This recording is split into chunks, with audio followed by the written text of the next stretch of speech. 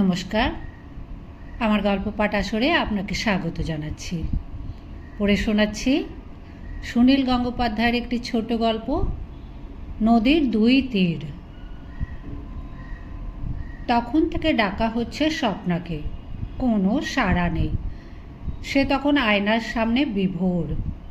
কাল রাত্রিরে কিনে আনা হয়েছে আকাশি নীল রঙের অর্গ্যাঞ্জা শাড়িটা। রাত্রিরে সেটা একবার পরেছিল স্বপ্না। সকালে উঠে আবার শাড়িটা নিয়ে আয়নার সামনে দাঁড়িয়েছে। আটপৌরে শাড়ির ওপরেই সেটা কোনো ক্রমে জড়িয়ে আঁচলটা ঘুরিয়ে ফিরিয়ে দেখছে। তার 17 বছরের শরীর যেন এখন অনেক হালকা হয়ে গেছে। এখন সে অনায়াসেই উড়ে যেতে পারে। বন্দনা দরজার কাছে উঁকি দিয়ে মেয়েকে দেখে রাগ করার বদলে হেসে ফেলল। তবু মৃদু ধমক দেবার সুরে বলল, আয়, তখন থেকে ডাকছি, শুনতে পাচ্ছিস না?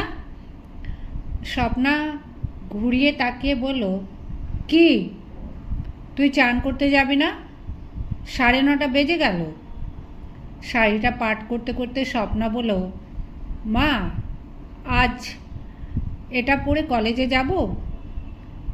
বন্দনা বলে, না না, আজ পরিস না, পরশুদিন তো জন্মদিন, সেই দিন নতুন শাড়ি পরতে হবে না? আজই পুরনো করে ফেলবি নাকি? বড্ড ইচ্ছে করছে যে। আজ আমার মেরুন শাড়িটা পরে যা, ওতেও তোকে ভালো মানায়। চটপট চান করে নে। আমি 1 ঘন্টা পরে বেরোবো, আমার তো আজ 12টায় ক্লাস। একটু বাদে বন্দনা যখন স্নান সেরে এলো তখন স্বপ্না আয়নার কাছে। কিছুদিন ধরে এই হয়েছে মেয়ের এক রোগ, আয়নার কাছ থেকে আর নড়ে না।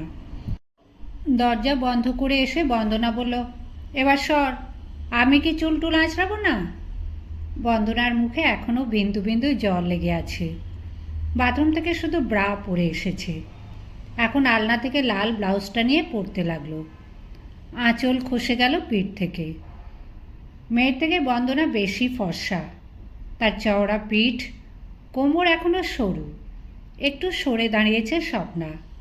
মায়ের দিকে মুগ্ধভাবে তাকে আস্তে আস্তে বলল, তোমার ফিগারটা এখনও কি সুন্দর। বুড়ি হয়ে গেছি, এখন আবার ফিগার? মোটেই তুমি বুড়ি হওনি। কে তোমাকে বুড়ি বলে? বুড়ি হব না, এখন থেকেই তো মেয়ের বিয়ের চিন্তা করতে হবে। আহা, তোমার যেন ঘুম হচ্ছে না। বন্দনা আর পরিতোষ একসঙ্গে অফিসে যায়। পরিতোষ এর মধ্যে খেতে বসে গেছে। বন্দনা তাড়াতাড়ি চুল আঁচড়ে মুখে ক্রিম ঘষে চলে এলো খাওয়ার ঘরে। ঠাকুরই খাবার পরিবেশন করে, তবে বড় বড় মাছের টুকরোগুলো বন্দনাই জোর করে পরিতোষকে খাওয়ায়। পেটের গণ্ডগোলটা শুরু হবার পর পরিতোষের চেহারাটা দিন দিন শুকিয়ে যাচ্ছে। বয়সের তুলনায় তাকে বয়স্ক দেখায়। পরিতোষ জিজ্ঞেস করলো, স্বপ্নার এখনও হলো না? ওর আজ দেরিতে ক্লাস। খেয়ে দে স্বামী স্ত্রী যখন বেরুচ্ছে তখন স্বপ্না বাথরুমে গান গাইছে গুনগুন করে। ছোট ছেলের স্কুল অনেক সকালে। যাওয়ার সময় বন্দনা চেঁচিয়ে বলে গেল, স্বপ্না, তুই 4টের মধ্যে ফিরবি তো? দেখিস খোকন যেন খেয়ে নেয়। বাড়ি থেকে বড় রাস্তা পর্যন্ত 3 মিনিটের পথ। ঠিক মোড়ের মাথায় এক দঙ্গল ছেলে রোজই দাঁড়িয়ে থাকে। এরা বেকার, যদিও জামা কাপড় ফিটফাট, সব সময় হাতে সিগারেট। বন্দনা এই জায়গাটুকু মুখ নিচু করে থাকে। ছেলেগুলো একেবারে রাক্ষসের মতন তাকায়, মাঝে মাঝে বাঁকা বাঁকা মন্তব্যও করে, কত অনায়াসে উচ্চারণ করে অসভ্য কথা। পরিতোষ আজকাল সব সময় চিন্তিত থাকে। সে সব কিছু লক্ষ্য করে না। যতক্ষণ না মিনিবাস আসে ততক্ষণ অস্বস্তি হয় বন্দনার। যদিও অফিস যায় একসঙ্গে, কিন্তু একসঙ্গে ফেরা হয় না। পরিতোষকে অনেক বেশিক্ষণ থাকতে হয়। তাছাড়া বন্ধুদের সঙ্গে আড্ডা আছে। বন্দনা অফিস থেকে বেরোয় কাঁটায় কাঁটায় 5টায়। বাবা মা বেরোবার একটু বাদে স্বপ্না বেরোলো। মোড়ের মাথায় তখনও সেই ছেলেগুলো দাঁড়িয়ে আছে। স্বপ্না কিন্তু মুখ নিচু করে না, সোজা গটগটিয়ে হেঁটে এসে দাঁড়ায় ট্রামের জন্য। সেই ট্রামে 2 স্টপ পরে লাফিয়ে ওঠে আরেকটি ছেলে, এর নাম গৌতম। সে স্বপ্নার পাশে এসে দাঁড়ায় এবং কন্ডাক্টরকে দেখে স্বপ্না পয়সা বার করতে গেলেই গৌতম তার আগে একটা 10 টাকা নোট বাড়িয়ে দিয়ে বলে, 2খানা। স্বপ্না ভুরু কুঁচকে বলে, আপনি আবার আজ আমার টিকিট কাটছেন? অফিসে বন্দনার কাজের চাপ খুব বেশি নয়। কাজে ফাঁকি না দিয়ে গল্প করার সময় পাওয়া যায়। আরও 4টে মেয়ে আছে অফিসে। তাদের মধ্যে 2জন বন্দনাকে খুব হিংসে করে। এমনিতে কোনো কারণ নেই হিংসে করার, 4জনেই একই পোস্ট, একই মাইনে। কিন্তু বন্দনা কেন বেশি সুন্দরী? কেন তার বয়স বোঝা যায় না? কেন সে সাজে? কেন হাত কাটা ব্লাউজ পরে? মাঝে মাঝে পাশের অফিস থেকে বিদ্যুৎ আসে আড্ডা মারতে। বিদ্যুৎ পরিতোষের বন্ধু। বিরাট লম্বা লম্বা চুল রেখেছে, মাঝে মাঝে আঙুল দিয়ে চিরুনির মতন আঁচড়ায়। বন্দনার ঘরে এসে টেবিলের উল্টো দিকের চেয়ারটা ঝপাং করে বসে পড়ে বলে, তোমাদের এখানটায় বেশ হাওয়া আছে, জানলা দিয়ে বাইরের মাঠ দেখা যায়। বিদ্যুতের অফিসের ঘর এয়ার কন্ডিশনড, সেই জন্যই বোধ হয় সে মাঝে মাঝে এখানে হাওয়া খেতে আসে এবং নির্লজ্জ চোখে বন্দনা যৌবনের তারিফ করে। বিদ্যুৎ এমন একটি দুর্জন যাকে ভালো না লেগেও উপায় নেই। বিয়ে করেনি, বহু মহিলার সঙ্গে তার সংসর্গ বহুবিধিত। সে খুব সুন্দর কথা বলতে পারে। সাধারণভাবে মহিলাদের স্তাবকতা নয়, তার কথার মধ্যে গভীরতা আছে। সে সত্যিকারে জ্ঞানী লোক, কিন্তু লোকে যাকে চরিত্র বলে সেটা বেশ দুর্বল। পরিতোষ কেমন আছে? ভুগছে এখনো? বন্দনা কফির কাপে চুমুক দিয়ে বলল, ডাক্তার বললে আলসার হয়নি, তবু সাবধানে থাকতে হবে। ওকে রোজ রাত্রিবেলা একটু একটু ব্র্যান্ডি খেতে বলো। ওসব কিছু ওর সহ্য হয় না। আপনি তো অনেক দিন আসেন না আমাদের বাড়ি, একদিন আসুন না। সন্ধ্যের পর আর আমার কোথাও যাওয়া হয় না। এখন কার সঙ্গে প্রেম চলছে? বিদ্যুৎ চওড়াভাবে হাসল। তারপর বন্দনার চোখে চোখ চেয়ে বলল, শুধু তোমার সঙ্গেই এখনও কিছু হলো না। বন্দনা শুধু বলল, আহা। শুধু ওই কথাটার অনেক মানে হয়। কথাটা বলেই বন্দনা বুকের আঁচল ঠিক করল। বিদ্যুৎ বলল, তোমার তো কোনো কাজ নেই দেখছি, চলো আমার অফিসে চলো। কেন, আপনারও কাজ নেই? আজ আর কিছু করতে ভালো লাগছে না। বিদ্যুতের অফিসে স্বপ্না 2-1বার গেছে। পরিতোষকে তার অফিসের কাজেই এদিকে মাঝে মাঝে আসতে হতো। তখন কিছুক্ষণের আড্ডা জমতো ঘরে। স্ত্রীর অফিসে আসা পরিতোষ পছন্দ করে না। বিদ্যুতের অফিস থেকে টেলিফোনে সেই সময় ডেকে পাঠানো হয় বন্দনাকে। তাছাড়া এরপরে একা একাও 2-1বার গেছে বন্দনা। খুব গরম সময় ওই ঠান্ডা ঘরে কিছুক্ষণ কাটিয়ে আসতে মন্দ লাগে না। বিদ্যুৎ তার ঘরে একলা থাকে, চতুর্দিক বন্ধ ঘর।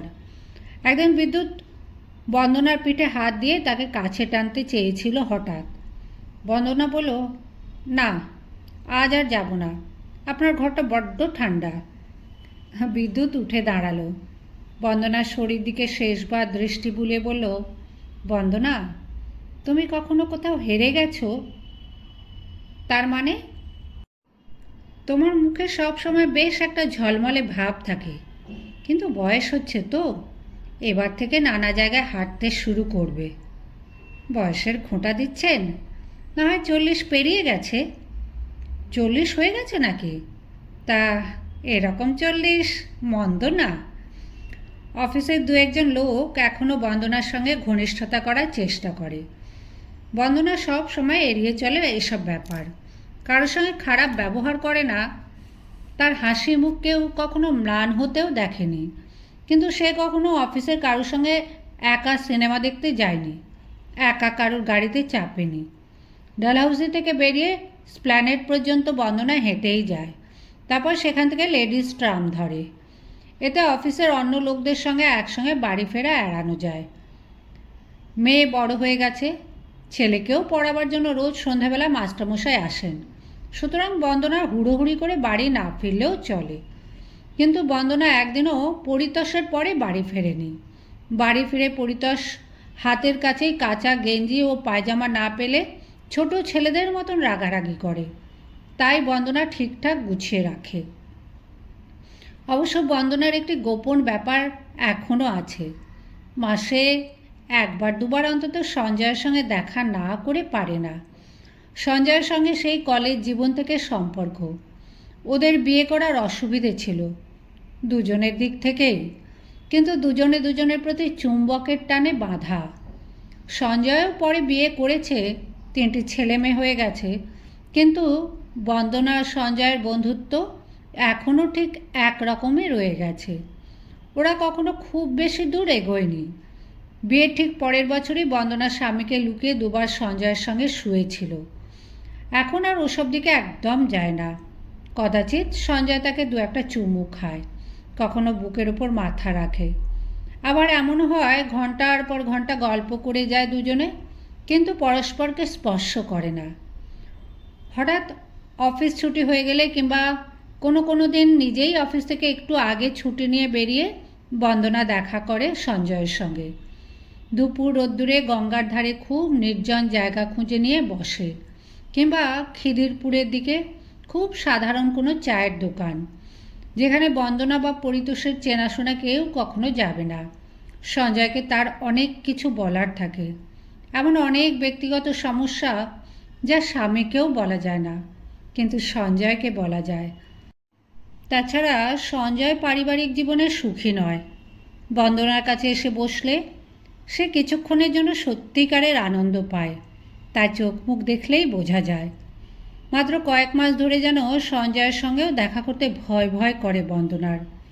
কোনোদিন হয়তো সঞ্জয়ের জন্য অপেক্ষা করছে সে, সঞ্জয় আসতে দেরি করছে। আগে এরকম হলে সে খুবই রেগে যেত।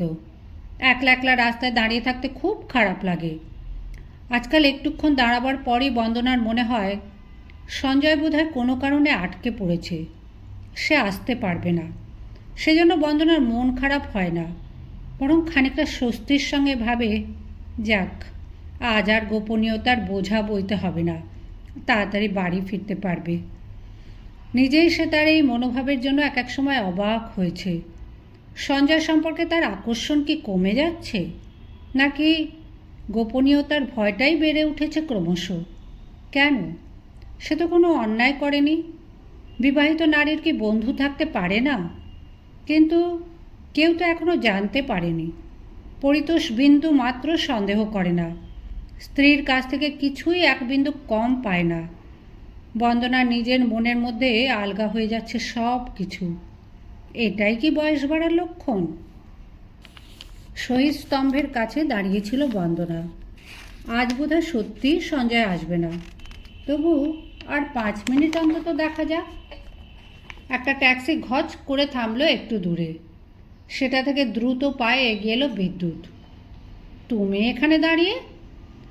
বন্দনার বুকের মধ্যে ঢিপ ঢিপ করছে। যদি হঠাৎ এক্ষুনি সঞ্জয় এসে পড়ে, এমনকি দূর থেকেও যদি সঞ্জয় দেখে যে বন্দনা অন্য একটি পুরুষের সঙ্গে কথা বলছে, তাহলেই সে মন খারাপ করে থাকবে। সঞ্জয় দারুণ স্পর্শকাতর। স্বামীর চেয়ে প্রেমিকরা বেশি ঈর্ষাপরায়ণ হয়। মুখে হাসি এনে বন্দনা বলল, এমনি বাসে যা ভিড়, চলো আমার সঙ্গে চলো। আপনি কোথায় যাচ্ছেন? ডালহাউসের দিকে। কিন্তু তুমি কোথায় যেতে চাও বলো, আমি পৌঁছে দিচ্ছি। না না, তার দরকার নেই, আমি অন্যদিকে যাব। বিদ্যুৎ একেবারে বন্দনার মুখোমুখি দাঁড়িয়ে বলিষ্ঠভাবে বলে, কেন? আমি পৌঁছে দিলে কোনো দোষ আছে? বন্দনা জানে বিদ্যুৎ শুধু পৌঁছে দেবে না, সে আগে কোনো রেস্টুরেন্টে একটু বসে যাবার জন্য পিড়াপিড়ি করবে। অন্তত ট্যাক্সির মধ্যে বসে হাত ধরার চেষ্টা করবেই। এছাড়া বিদ্যুৎ পারে না। বন্দনা দৃঢ় স্বরে বলে, না, আমার দরকার নেই। শুধু শুধু আপনাকে নিয়ে যাব কেন উল্টো দিকে? বন্দনা হাঁটতে লাগলো। সঞ্জয়ের জন্য আর দাঁড়িয়ে থাকা যায় না। বাড়ির মোড়টায় ট্রাম থেকে বন্দনা দেখল স্বপ্ন একটি ছেলের সঙ্গে কথা বলছে। ছেলেটার চেহারা রোগা পাতলা, মাথা ভর্তি বড় বড় চুল, ধুতি পাঞ্জাবি পরা। আজকাল ছেলেদের ধুতি পাঞ্জাবি পরতে দেখাই যায় না। ছেলেটা হাত পা নেড়ে কথা বলছে খুব। একটা শ্যাম্পু কেনার দরকার ছিল। বন্দনা একটা স্টেশনারি দোকানে দাঁড়ালো আর চোখে দেখতে লাগলো ওদের। সঞ্জয়ের সঙ্গে দেখা হলো না বলে তার মনটা ভার হয়ে গিয়েছিল এতক্ষণ। এখন কেটে গেল সেটা মেয়েকে দেখে। ছেলেটা স্বপ্নার হাত ব্যাগটা নিয়ে টানাটানি করছে। স্বপ্না কিছুতেই দেবে না। ছেলেটা তবু জোর করে নিল। ব্যাগ খুলে কি যেন নিয়ে নিল। বন্দনা ভাবল চুপি চুপি রাস্তা পার হয়ে যাবে, মেয়ে যেন দেখতে না পায়। স্বপ্না এখন তাকে দেখতে পেলে লজ্জা পাবে। তবু রাস্তা পার হতে গিয়ে দেখল স্বপ্নাও সেদিকে আসছে। ছেলেটা চলে গেছে। মাকে দেখতে পেয়ে স্বপ্না কিন্তু চমকালো না কিংবা অবাক হলো না। বেশ সপ্রতিভ গলায় বলল, মা তুমি আর তাড়াতাড়ি ফিরলে যে, বলেছিলে যে দেরি হবে। বন্দনা বলল, অফিস তাড়াতাড়ি ছুটি হয়ে গেল, সেই শাড়িটাই পরেছিস? কি অসভ্য মেয়ে রে তুই। স্বপ্না হেসে ফেলে বলল, লোভ সামলাতে পারলাম না। জন্মদিনের দিন একটা পুরনো শাড়ি পরিস তাহলে। এইটাই তো তখনও নতুন থাকবে, দুদিনে কি কোনো শাড়ি পুরনো হয়? বন্দনার খুব ইচ্ছে করছে ওই ছেলেটাকে সেই কথা জানতে। কি নিল সে স্বপ্নার ব্যাগ থেকে, কিন্তু মুখ ফুটে সে কথা জিজ্ঞেস করতে পারল না। মেয়ে যদি ভাবে মা তার উপর গোয়েন্দাগিরি করছে। রাস্তার এপারে এখনও কতগুলো ছেলে দাঁড়িয়ে জটলা করছে। সকাল বিকেল ওরা ঠিক ওই এক জায়গায় দাঁড়িয়ে থাকে। ওদের কি পায়ে ব্যথাও করে না? একটা ছেলে শীষ দিয়ে উঠল। একজন বিশ্রীভাবে গেয়ে উঠল একটা হিন্দি গানের কলি। বন্দনার মুখটা লাল হয়ে গেল। মেয়ে কি ভাবছে? ছি ছি ছি, এপাড়ার ছেলেগুলো এত অসভ্য। বন্দনাকে দেখলেই দুবেলায় এরকম জ্বালাতন করবে। বন্দনা আঁচলটাকে সারা গায়ে চাপা দিল। এ পাড়ায় মাত্র কয়েক মাস আগে তারা বাড়ি বদল করে এসেছে। এখনও তাদের অনেকেই চেনে না। আগের পাড়ার ছেলেগুলো কখনো এরকম করতো না, বরং বৌদি বলে খুব খাতির করত। স্বপ্না বলল, এ পাড়াটা একদম ভালো না, আগের পাড়াটা অনেক ভালো ছিল। বন্দনা বলল, এখানকার বাড়িটা তো ভালো, আগের বাড়ির বাথরুমটা যে এত খারাপ ছিল। তা হোক, এ পাড়ার ছেলেগুলো বড্ড অসভ্য। বন্দনা অবাক হয়ে মেয়ের দিকে তাকালো। এইটুকু মেয়ে, এর মধ্যে এসব চিন্তা তার মাথায় ঢুকলো কেন? পরক্ষণেই বন্দনার সারা শরীরে একটা শিহরণ বয়ে গেল। স্বপ্না তো আর তেমন ছোট নেই। ওর মতন বয়সেই তো বন্দনার সঙ্গে সঞ্জয়ের ভাব হয়েছিল। একটু আগে ছেলেগুলো যে অসভ্য আওয়াজ করে উঠল, সে কি তাহলে স্বপ্নাকে দেখেই? বন্দনা ভেবেছিল, বন্দনার স্বপ্না পাশাপাশি হাঁটলে কিছুতেই মনে হয় না মা আর মেয়ে, মনে হয় দুই বোন। কাল থেকে অফিস যাওয়ার সময় বন্দনা আর হাত কাটা ব্লাউজ পরবে না। স্বপ্নার জন্মদিনে বিশেষ কারোকে নেমন্তন্ন করা হয়নি। স্বপ্নার 5টি বান্ধবী এসেছিল শুধু। পরিতোষ মেয়ের জন্য আরেকটি নতুন শাড়ি কিনে এনেছে। মেয়ে বাবার বড্ড আদুরে। আগের কেনা শাড়িটা স্বপ্না আগেই পরে ফেলেছে বলে সে বলেছিল, কি দুষ্টু মেয়ে দেখেছ, দুটো শাড়ি আদায় করার মতলব। বন্দনা বলল, তুমি কিনতে গেলে কেন আর একটা? পরিতোষ বলল, দেখো না, সামনে বছর ঠিক জন্মদিনের সকালবেলা বেরিয়ে গিয়ে শাড়ি কিনে আনবো, তার আগে কিছুতেই আনছি না। বন্দনা হেসে তবু বলেছিল, আমার জন্মদিনে তো তুমি শাড়ি কিনতেই ভুলে গিয়েছিলে, আর মেয়ের বেলা দুটো। তোমার কথা আর মেয়ের কথা কি এক হলো? ও ছেলে মানুষ, নতুন শাড়ি পরতে শিখেছে, ওর তো শখ বেশি হবেই। স্বপ্নার বান্ধবীরা চলে গেছে। এবার ওরা নিজেরা খেতে বসবে। এমন সময় বিদ্যুৎ এসে হাজির। যদিও মাথায় চুলে সামান্য পাক ধরেছে, তবু একটা জলজলে হলুদ রঙের শার্ট পরেছে বলে তাকে দেখাচ্ছে খুব সুন্দর। সে ঢুকেই বলল, পরিতোষ, তোর নাকি শরীরটা খারাপ? বন্ধুকে দেখে খুশি হয়ে উঠল পরিতোষ। বলল, এসেছিস? তোর তো আজকাল পাত্তাই পাওয়া যায় না, বস। বিদ্যুৎ বন্দনার দিকে এক পলক তাকিয়ে বলল, বন্দনার কাছ থেকে তোর খবর পাই মাঝে মাঝে। বন্দনা বলল, বসুন। এই স্বপ্না, তোর বিদ্যুৎ কাকাকে প্রণাম কর। বিদ্যুৎ চমকে উঠে বলল, আরে এ মেয়েটাকে, এই স্বপ্না নাকি? কবে এত বড় হয়ে গেল? এ তো দেখছি একেবারে পুরোপুরি একটি লেডি। স্বপ্না প্রণাম করার জন্য নিচু হতেই বিদ্যুৎ তার হাত ধরে ফেলে বলল, কেন প্রণাম করার ঘটা কেন? কি হয়েছে? ওর বিয়ে ঠিক হয়ে গেছে নাকি? বন্দনা বলে, আজ ওর জন্মদিন। পরিতোষ বলল, আজও 18 বছরে পা দিল। বিদ্যুৎ বলল, তাই নাকি? তার মানে তোর মেয়ে আজ অ্যাডাল্ট? ইস, আমার তো কিছু একটা জিনিস নিয়ে আসা উচিত ছিল, জানতাম না। বন্দনা বলল, আমরা কারোকে বলিনি, এমনি নিজেদের মধ্যে। বিদ্যুৎ স্বপ্নার দিকে চেয়ে বলল, ঠিক আছে স্বপ্না, এই উপলক্ষে তোমাকে একদিন আমি ট্রিট করব। তুমি আমার সঙ্গে সিনেমা দেখবে, বাইরে খাবে। বন্দনা বলল, স্বপ্না যা, তোর কাকাবাবুর জন্য একটু মিষ্টি নিয়ে আয়। আমি মিষ্টি ফিষ্টি খাই না। একটু পায়েস তো খাবেন। পায়েস হয়েছে বুঝি? তা খেতে পারি, অনেক দিন খাইনি। ঠাকুর চাকররা তো পায়েস রান্না করে দেয় না। পরিতোষ বলে, তুই আর বিয়ে থা করলি না তাহলে। চেয়ারে গ্যাঁট হয়ে বসে বিদ্যুৎ বলল, বেশ আছি ভাই। জাগে, তোর কি হয়েছে বলতো? এত ভুগছিস কেন? পরিতোষ অসুখের গল্প করতে ভালোবাসে। তার পেটের গণ্ডগোলের দীর্ঘ বর্ণনা দিয়ে বলল, এবছরটা এরকম ভুগতেই হবে, চিকিৎসা করেও লাভ নেই। কেন ভুগতেই হবে কেন? কাল একজন খুব ভালো জ্যোতিষীকে আমার কুষ্ঠিটা দেখিয়েছিলাম। শনি এখন বকরি হয়েছে। বৃহস্পতির ওপর যদি শনি এসে পড়ে। বিদ্যুৎ হা হা করে উঁচু গলায় হেসে উঠল। বন্দনা বলল, আপনি বুঝি এসব বিশ্বাস করেন না? বিদ্যুৎ বন্দনার কথার উত্তর না দিয়ে পরিতোষের দিকে তাকিয়ে বলল, তুইও শেষে ঠিকুজি কুষ্টিতে বিশ্বাস করতে শুরু করলি? এইসব হচ্ছে হেরে যাবার লক্ষণ। বয়স বাড়লে এরকম হয়। পরিতোষ দুর্বলভাবে বলল, আমি ঠিক যে বিশ্বাস করি তা নয়, তবে অনেক সময় এগুলো এমন মিলে যায়, ওইটাই তো হেরে যাওয়ার লক্ষণ। আজ থেকে অনেক দিন আগে ভেনিসের একজন ডাক্তার বলে দিয়েছিলেন, পেটের ব্যথাটা তো ঠিক পেটের অসুখ নয়, মাথার অসুখ। তোর অফিসের গোলমালটা মিটেছে? কিছুতেই প্রমোশনটা দিল না। আসলে তো তুই প্রমোশনের ব্যাপারে জানবার জন্যই জ্যোতিষীর কাছে গিয়েছিলি। মানসিক বার্ধক্যর খাঁটি চিহ্ন।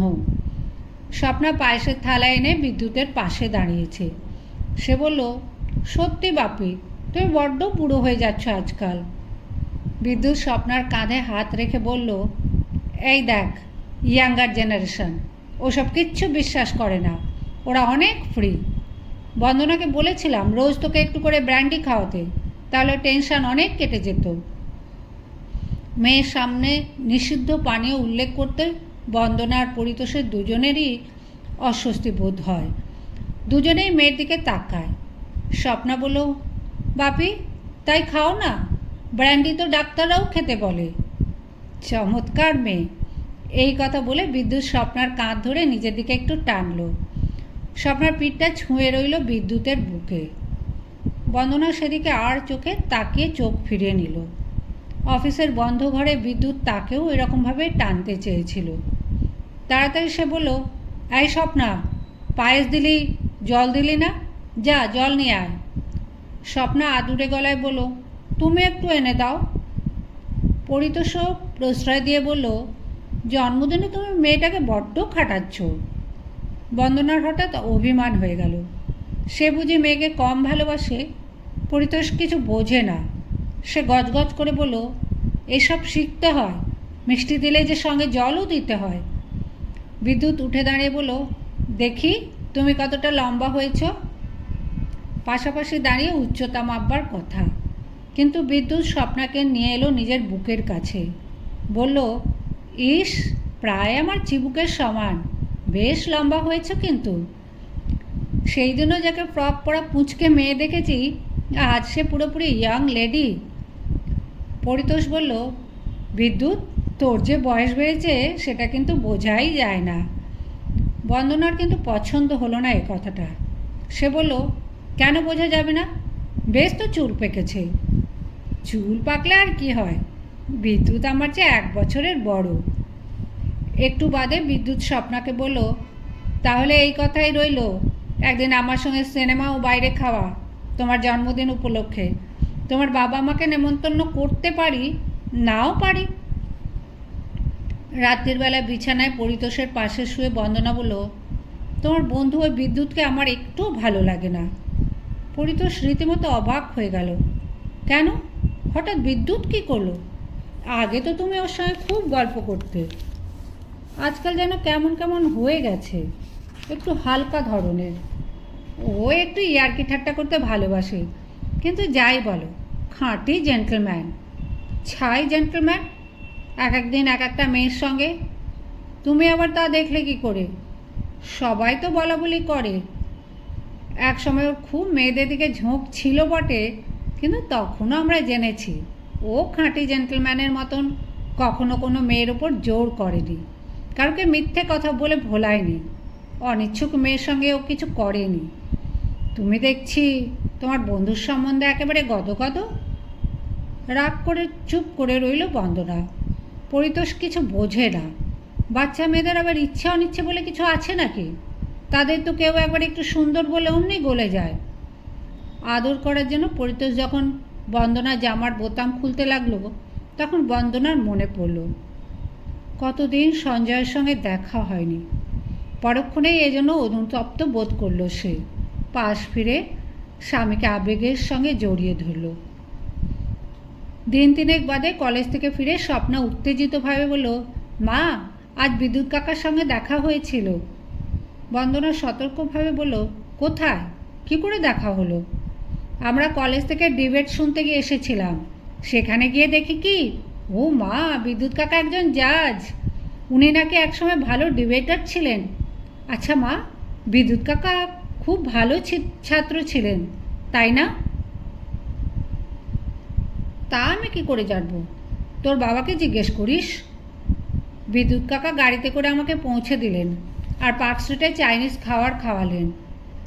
বন্দনা ঠিক বুঝেছিল, বিদ্যুৎ শুধু পৌঁছে দেয় না কারুকে, মাঝপথে কোনো দোকানেও নিয়ে যায়।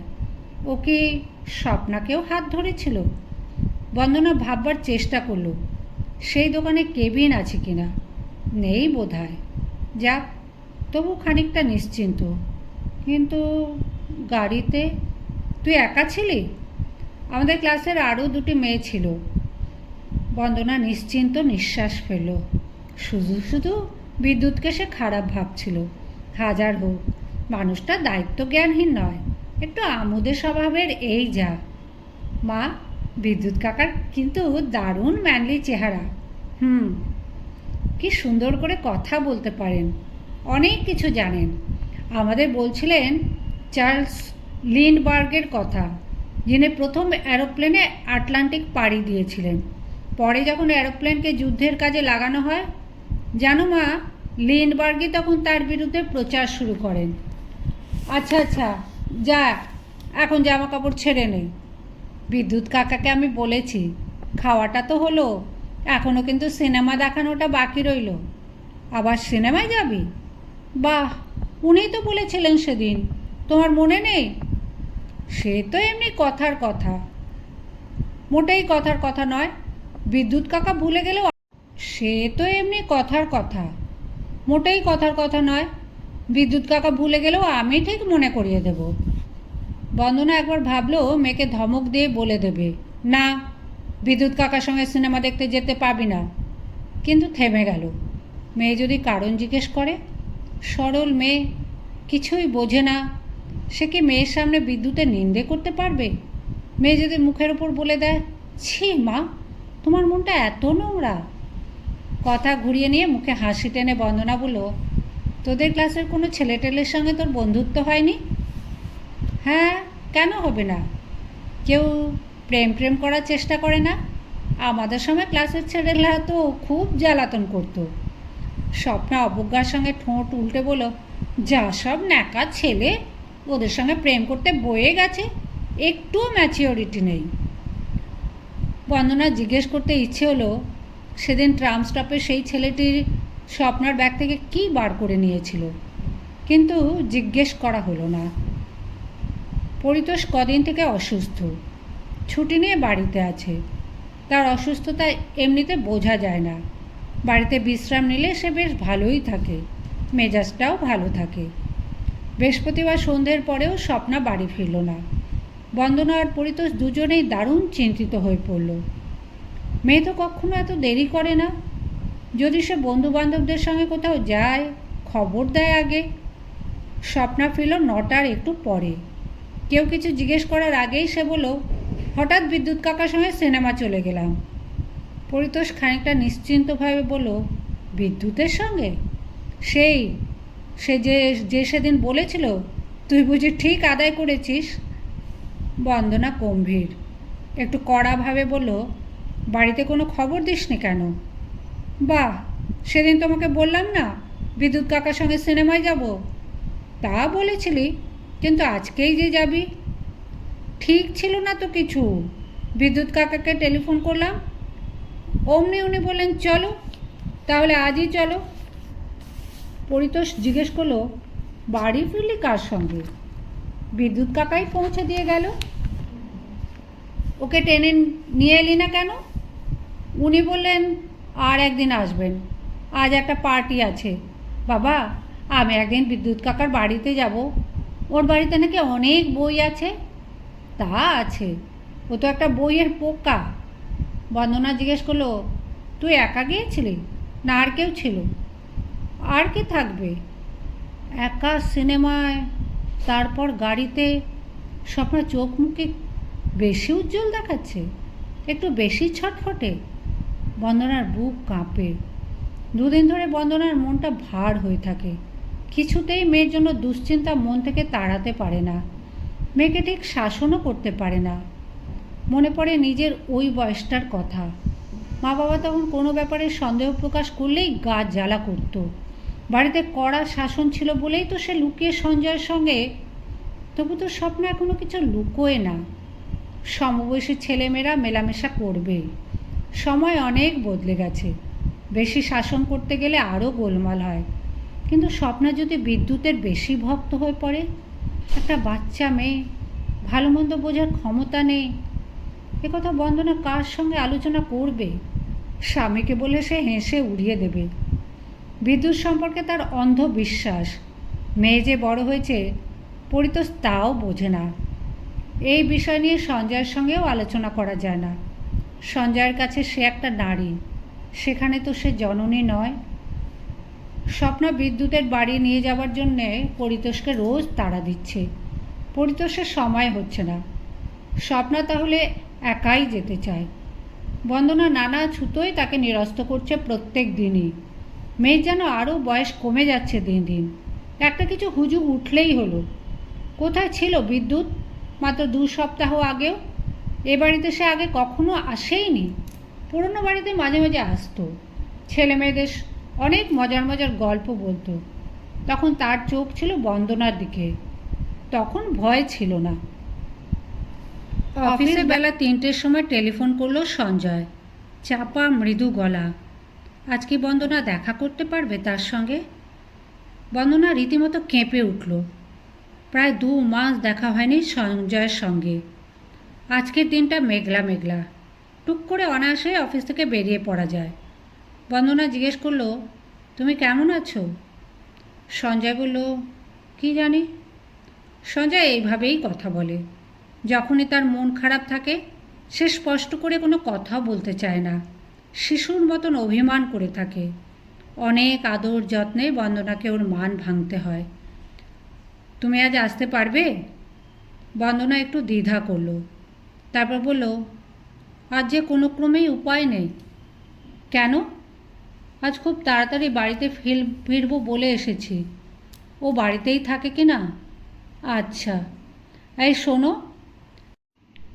সঞ্জয় লাইন কেটে দিয়েছে। এরপর কোন দিন দেখা হতে পারে সে কথাও জিজ্ঞেস করলো না। পুরুষ মানুষ এত অভিমানী হয়? বন্দনার মনের মধ্যে একটা বিষাদ, অথচ শরীরে যেন একটা উত্তেজনার ভাব। কেন সে সঞ্জয়কে না বলল? সত্যি তো বাড়ি ফেরার কোনো তাড়া নেই। 2 মাস বাদে যদি সে সঞ্জয়ের পাশে আজ কিছুক্ষণ বসতে পারত, সে নিজেই হয়তো একটু শান্তি পেত। শরীরের চাঞ্চল্যটা কিন্তু রয়েই গেল। কিছুতেই মন বসছে না। একসময় সে তার অফিস থেকে বেরিয়ে চলে এলো পাশের অফিসে। বিদ্যুৎ খুব মন দিয়ে কী যেন লিখছিল। বন্দনা ঘরে ঢোকার পর সুইং দরজা আপনা আপনি বন্ধ হওয়ার সঙ্গে সে মুখ তুলে তাকালো। বেশ খুশি হলো বন্দনাকে দেখে। হঠাৎ তুমি চলে এলে যে? এমনি। কেন, আসতে পারি না? অনেক দিন আসনি তো, আপনিও তো যাননি। ভাবলাম আমি বুড়ো হয়ে গেছি, আমার সঙ্গে আর তোমার কথা বলতে ভালো লাগবে। বসো, দাঁড়িয়ে রইলে কেন? বসতে গিয়েও বসলো না বন্দনা। বিদ্যুতের ফাইলের দিকে চোখ গেল। বিদ্যুৎ কিছু লিখছিল না, পেন্সিলে হিজিবিজি ছবি আঁকছিল একটি মেয়ের মুখ। ছবিটা ভালো করে দেখার জন্য বন্দনা ওর পাশে গিয়ে দাঁড়ালো। না, চেনা কারো মুখে আদল নেই। এই বুঝি কাজ হচ্ছে? কী করি, কাজে মন বসছে না। সেদিন পাকা চুল বলেছিলাম বলে বুঝি রাগ করা হয়েছিল? হাত দিয়ে দুষ্টুমির ভঙ্গিতে বিদ্যুতের মাথা সব চুল এলোমেলো করে দিল বন্দনা। বিদ্যুৎ অবাক হয়ে মুখ তুলে তাকালো। সোজা সেই চোখে চোখ ফেলে হাসি ঝলমলে তাকিয়ে রইল বন্দনা। এখন যদি বিদ্যুৎ তার কাঁধ ধরে বুকের কাছে টেনে নিয়ে আসতে চায়, সে আপত্তি করবে না। বিদ্যুৎকে ফেরাতেই হবে। বিদ্যুৎ নাকি জেন্টলম্যান, সেইটুকুই যা ভরসা।